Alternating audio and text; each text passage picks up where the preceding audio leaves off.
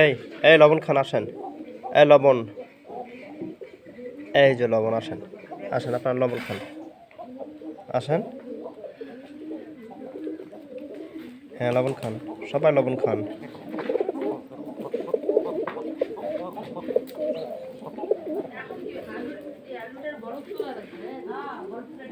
আমার কবুতর লবণ খাচ্ছে, দেখুন এইভাবে লবণ খাওয়ায় তাদের, তারা লবণই খায়।